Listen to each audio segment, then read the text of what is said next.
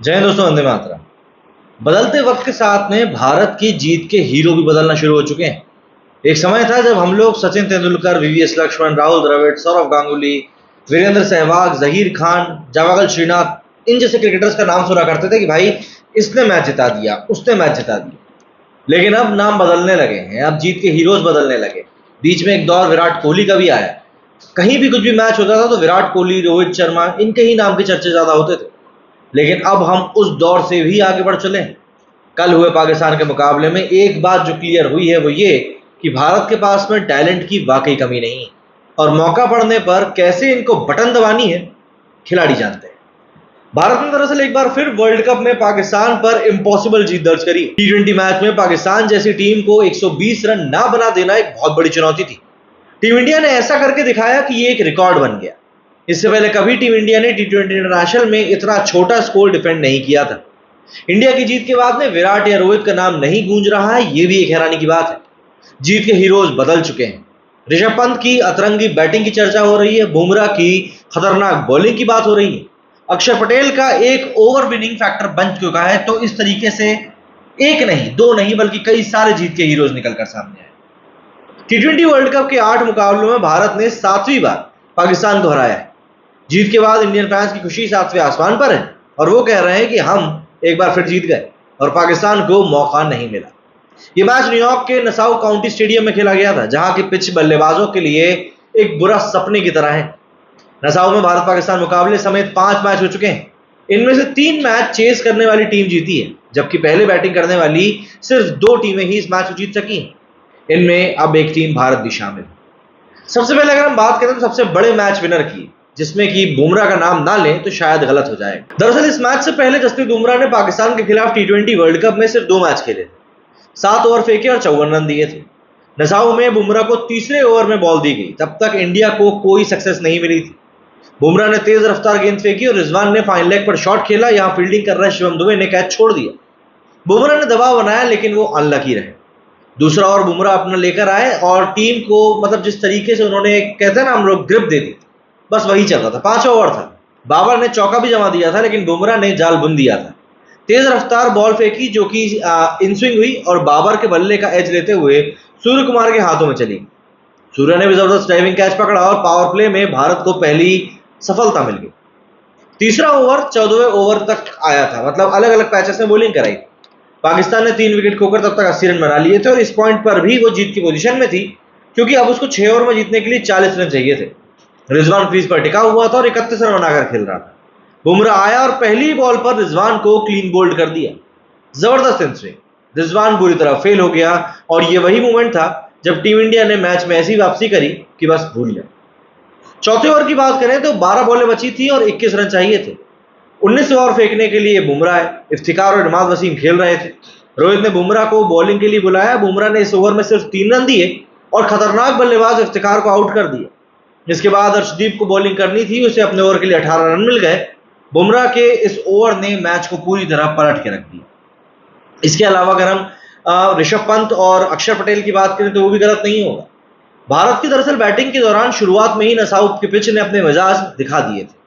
Virat pavilion लौट गए, दूसरे ओवर में क्रीज पर ऋषभ पंत आ गए, तीसरे ओवर में रोहित शर्मा भी आउट हो गए। हालात मुश्किल थे। पंत ने अपने एक अतरंगी अंदाज में ही बैटिंग करना शुरू कर दी। गिरकर शॉट मारना, स्विच हिट मारना, 3 कैच भी छूटे। लेकिन पंत जानते थे कि नसाउ के पिच पर तेजी से रन बनाना जरूरी है, क्योंकि बाद में बैटिंग करना मुश्किल होती जाएगी। पंत की 42 रनों की पारी की बदौलत इंडिया 119 तक पहुंची। अब विकेट कीपिंग का रोल निभाना था। 13वें ओवर में फकर जमान ने पांड्या की शॉर्ट बॉल को पुल करने की कोशिश करी। गेंद हवा में ऊंची चली गई। पंत ने पीछे की ओर दौड़ लगाई और छलांग लगाते हुए एक शानदार और बेहतरीन कैच पकड़ा। वहीं 17वें ओवर में फिर एक बार हार्दिक के हाथ में बॉल थी। शादाब खान पीछे हटकर शॉट खेल रहे थे। हार्दिक ने अचानक से एक ऐसी शॉर्ट पिच बॉल फेंकी जो कि बाउंस कर गई। शादाब ने पुल करने की कोशिश करी, लेकिन बॉल शॉर्ट फाइन लेग की तरफ चली गई। पंत ने दौड़ लगाकर एक वहां पर बेहतरीन कैच पकड़ा। 20वां ओवर मैच का सबसे अहम ओवर था। जीत के लिए 18 रन चाहिए थे। अर्शदीप बॉलिंग कर रहे थे, इमाद वसीम बैटिंग कर रहे थे। अर्शदीप को फॉलो करते हुए इमाद ने हटके खेलने की कोशिश करी। अर्शदीप ने यॉर्कर डाली। बल्ले का एज लेकर बॉल तेजी से लेग साइड की ओर गई और पंत ने कैच पकड़ लिया, जिस कैच को किसी ने नोटिस भी नहीं किया। ऐसे ही जब टीम इंडिया मुश्किल में थी, 19 रन पर 2 विकेट गिर चुके थे, तब अक्षर पटेल ने भी खतरनाक बॉल को रोका था।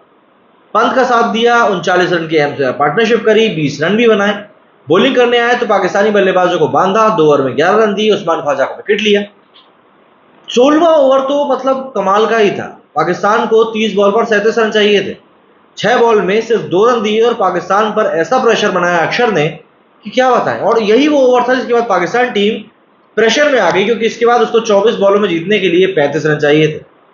आखिरी ओवर में पाकिस्तान को जीत के लिए जब 18 रन चाहिए था, तब पहली बॉल पर विकेट लेकर दबाव भी बना दिया अर्शदीप ने। दूसरी और तीसरी बॉल पर बाउंड्री नहीं लगने दी और चौथी और पांचवी गेंद पर नसीम शाह ने बाउंड्री लगाई, पर अर्शदीप ने काफी पेशेंस रखा। पाकिस्तान को जीत के लिए 8 रन चाहिए थे। अर्शदीप को सिर्फ वाइड और नो बॉल नहीं फेंकनी थी। अर्शदीप ने ऑफ स्टंप पर लो फुल टॉस फेंकी, सिर्फ 1 रन बना। पाकिस्तान 6 रन से यहां पर मैच जीत गया। वहीं अगर हार्दिक की बात करें तो हार्दिक ने भले ही बैटिंग में सिर्फ 7 रन बनाए, लेकिन जब बॉलिंग करने आए तो शुरुआती 2 ओवर भी उनके लिए बुरे ही रहे, 19 रन दिए। लेकिन कप्तान रोहित ने उन पर भरोसा रखा, 13वें ओवर में फिर बॉल दी। हार्दिक ने फकर जमान को शॉर्ट बॉल पर आउट किया और सिर्फ 1 रन दिए। फिर 17 ओवर लेकर आए, तब शादाब खान को आउट किया और सिर्फ 5 रन दिए। भारत की जीत में उनकी गेंदबाजी भी एक बहुत बड़ा और अहम रोल निभा गई। लेकिन अगर मैं टर्निंग पॉइंट की बात करूं तो मोहम्मद रिजवान का विकेट कहीं ना कहीं मुझे सबसे ज्यादा हाईलाइट होता हुआ दिखता है, क्योंकि 120 रन चेज कर रही पाकिस्तान ने 14 ओवर में 80 रन बना लिए थे और 7 विकेट उनके हाथ में थे। इस कंडीशन में पाकिस्तान आसानी से मैच जीत सकती थी। बुमराह 15 ओवर लेकर आया, सेट हो चुके रिजवान को पहली बॉल पर बोल्ड किया और रिजवान का आउट होना इस मैच के लिए टर्निंग पॉइंट साबित हुआ। बुमराह का 19वां ओवर भी पाकिस्तान के लिए बहुत अहम कड़ी बनकर आया। दरअसल पाकिस्तान को उस समय पर 2 ओवर में 21 रन चाहिए। ऐसे में 19वां ओवर डाल रहे जसप्रीत बुमराह ने सिर्फ 3 रन दिए। इफ्तिकार जैसे बैट्समैन को आउट किया और ऑब्वियस सी बात है वहां से कहीं ना कहीं इंडिया की जो पोजीशन वो स्ट्रांग होती है। लेकिन अगर हम पाकिस्तान की तरफ से हार की वजहों को तलाशें तो खराब फील्डिंग, कैच टपकाना, ये कहीं ना कहीं अहम पॉइंट रहे। दरअसल पाकिस्तान की फील्डिंग हमेशा ही उसकी कमजोर कड़ी रही है। भारतीय पारी के दौरान भी पाकिस्तानी खिलाड़ियों ने 4 कैच टपकाए, इनमें से 3 कैच तो ऋषभ पंत के ही थे। पहला कैच तब छूटा जब पंत 8 पर थे। अगर कैच पकड़ लिया जाता तो टीम इंडिया का 119 तक पहुंचना बहुत मुश्किल हो जाता। पाकिस्तान की स्लो बैटिंग, पाकिस्तान मतलब 120 का स्कोर भी चेज नहीं कर पाया। मैं क्या बोलूं आपको, जरूरत थी पावर प्ले में 23 रन बनाने की ताकि टारगेट तक आसानी से पहुंचा जा सके, लेकिन पावर प्ले में पाकिस्तान ने सिर्फ 35 रन बनाए। वहीं पर भारत ने 50 रन बनाए। रिजवान और बाबर ने 28 बॉलों पर सिर्फ 26 रन की साझेदारी की और ऐसे में पाकिस्तान का जो ओवरऑल रन रेट था वो 5.65 रन। भारत ने यहीं पर 6.26 के रन रेट से बैटिंग करी थी। रिजवान काफी देर तक टिके और वो भी कहीं ना कहीं नेगेटिव पॉइंट साबित हुआ, क्योंकि उन्होंने टिके तो टिके लेकिन उन्होंने बैटिंग बहुत धीमी करी। 44 बॉलों पर 31 रन बनाया, स्ट्राइक रेट रहा 70 का। टॉप और मिडिल ऑर्डर पूरी तरह फेल हो गया। पाकिस्तान की टीम मतलब पूरी तरीके से स्ट्रगल कर रही थी। भाई रिजवान, अगर आप 44 बॉल खेलकर जा रहे हो तो आपसे उम्मीद की जाती है कि आप मैच को फिनिश करोगे, बट वो चीज हुई नहीं। रिजवान के अलावा दूसरा कोई भी बैट्समैन 15 रन का आंकड़ा भी पार नहीं कर पाया। लगातार विकेट गंवाते रहे। मिडिल ऑर्डर ने सिर्फ 37 रन बनाए और पाकिस्तान की ओर से टॉप स्कोर सिर्फ 31 रन का ही रहा। उसके बाद 15 रन बनाने वाले इमाद वसीम का रहा और इन दोनों के अलावा कोई बैट्समैन 15 रन का आंकड़ा भी नहीं छू पाया। 4, 5, 6, 7 नंबर के बैट्समैन तो सिर्फ 37 रन ही जोड़ पाए। नसीम शाह को लेकिन यहाँ पे हम लोगों को वाकई में पाकिस्तान की तरफ से तारीफ करनी पड़ेगी। मतलब नसीम जब बॉलिंग करने आया तो विराट कोहली, अक्षर पटेल, शिवम दुबे जैसे बैट्समैन को पवेलियन पहुंचा दिया। 4 ओवर में सिर्फ 21 रन दिए। 9वें नंबर पर बैटिंग करने उतरा तो 20वें ओवर में 18 रन चाहिए थे। जब बैटिंग करने आया तो 4 बॉलों पर 250 के स्ट्राइक रेट से 10 रन बना दिए, लेकिन मैच नहीं जीता पाया। इस हार का दर्द भी छलका। नसीम रोते रोते बाहर गया। शाहीन शाह अफरीदी को समझाने की कोशिश भी करी।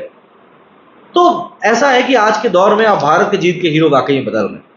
पंत, अक्षर, हार्दिक, बुमराह, आप किसका नाम नहीं लो, सबने यहाँ पर अपने हिस्से का कंट्रीब्यूशन दिया। सबने यहाँ पर बताया कि हाँ भाई मैच जिता सकते हैं। क्या कहना चाहेंगे आप लोग इस बारे में? कमेंट करके जरूर बताइएगा। मेरे वीडियो फिलहाल इतना ही। जय हिंद, जय भारत।